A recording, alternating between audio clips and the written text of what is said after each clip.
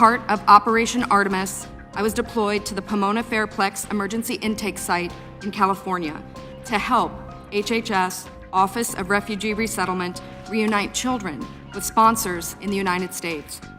I thought I was going to help place children in loving homes.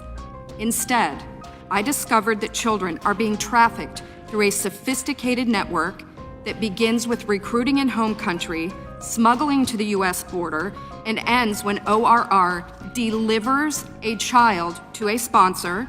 Some sponsors are criminals and traffickers and members of transnational criminal organizations.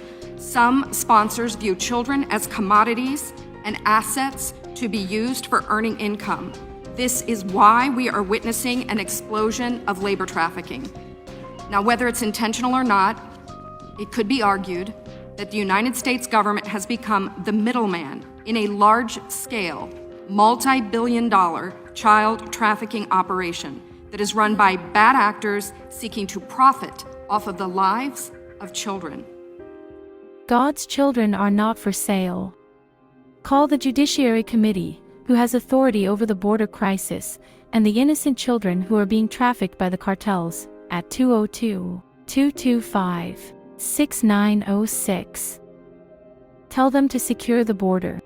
Tell them to hold the Department of Homeland Security, Health and Human Services, and the Office of Refugee Resettlement accountable. Tell them to send these vulnerable children back to their families, where they'll be safely reunited and not be exploited here in the U.S. And finally, tell them to stop funding the United Way, Catholic Charities, Lutheran Social Services, and the many other nonprofits and NGOs who are profiting from this child slavery pipeline. By using your voice to send a message at this number, you can help put an end to child trafficking and exploitation, and remind our government leaders and charitable organizations that God's children are not for sale.